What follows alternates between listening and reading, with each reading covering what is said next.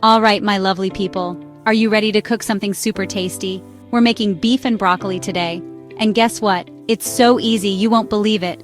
This dish is a real winner for a quick dinner. It's fresh, it's delicious, and you are going to make it yourself.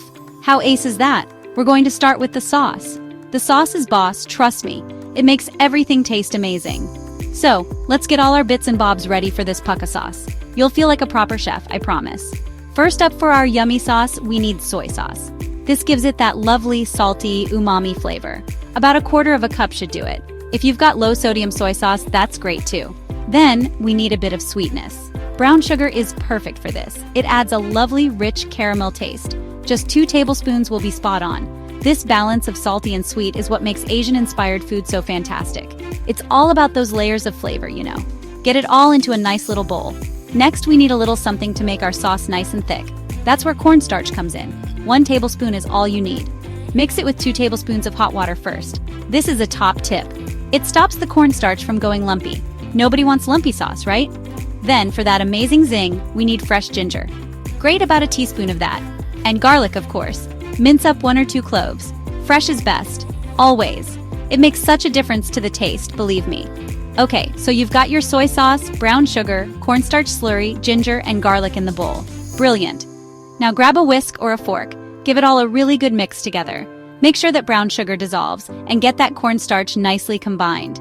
This beautiful dark sauce is going to coat our beef and broccoli later. It's going to be absolutely gorgeous. Just set this bowl aside for now. Well done, you. Step 1, smashed it. Easy peasy. Right then, let's talk about our lovely green veg. We're using broccoli, of course. Fresh broccoli is the star here. Look for a nice head of broccoli. It should be bright green and feel firm.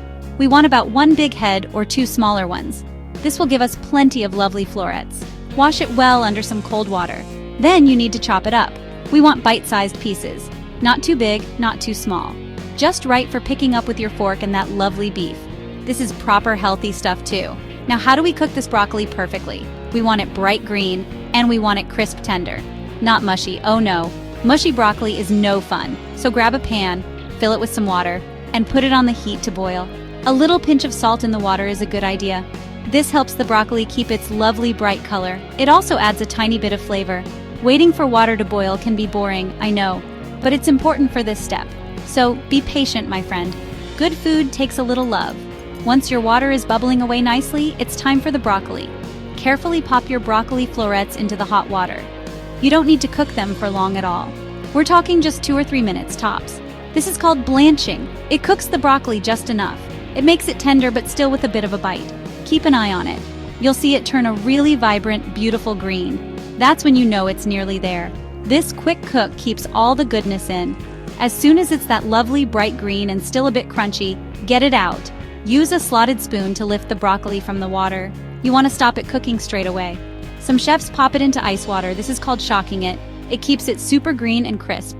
But you can just get it out of the pan quickly. Let it drain in a colander. Then set your perfectly cooked broccoli aside. It's ready to join the party later. Fantastic job, you're doing great. Okay team, let's move on to the beef. This is where the sizzle happens.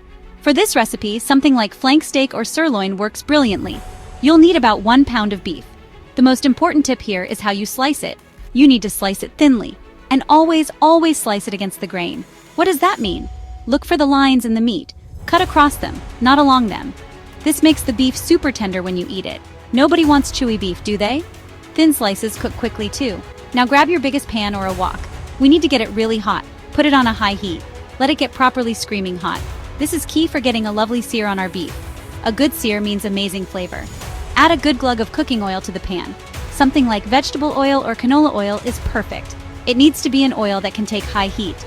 You should see the oil shimmer a little bit. That's when you know it's ready for the beef. Get ready for some kitchen action. Right, the pan is hot. The oil is shimmering. It's time to cook the beef. Don't chuck all the beef in at once. This is another top tip. If you overcrowd the pan, the beef will steam. It won't get that lovely brown crust. We want it to sizzle and sear. So, cook the beef in batches. Lay the slices in a single layer. Let them cook for a minute or 2 on each side. You want to see that beautiful golden brown color. That's where the flavor is hiding. This part smells amazing, doesn't it? Once a batch of beef is nicely seared and cooked through, take it out of the pan. Pop it onto a plate, then get your next batch in. Keep going until all your beef is cooked. It might seem like a bit of faff, cooking in batches, but trust me, it's worth it. The texture and taste will be so much better. Look at that lovely cooked beef. And don't worry about any brown bits stuck to the bottom of the pan. Those are flavor bombs. We'll use them later. You're a cooking superstar. Okay, we're on the home stretch now. This is where all our lovely bits come together. So your beef is cooked and resting on a plate. Your broccoli is perfectly blanched and waiting. And that amazing sauce we made earlier? It's time for its big moment. If there's a lot of oil left in your pan from the beef, you can tip a little bit out. Then, put the pan back on a medium heat. Add all that lovely cooked beef back into the pan. Give it a quick toss. Now for the magic, pour that gorgeous sauce we made right over the beef. Remember, it's got the soy sauce, brown sugar, ginger, garlic, and that cornstarch slurry. As soon as it hits the hot pan, it will start to bubble. Give it a good stir. You want to coat all those pieces of beef with the sauce. Let it simmer gently for a minute or two. You'll see the sauce start to thicken up. That's the cornstarch doing its job. It will become glossy and delicious. Oh, this is looking proper tasty now. When the sauce has thickened to a lovely consistency, it's time to reunite it with our greens. Add that beautiful bright green broccoli back into the pan. Gently toss everything together.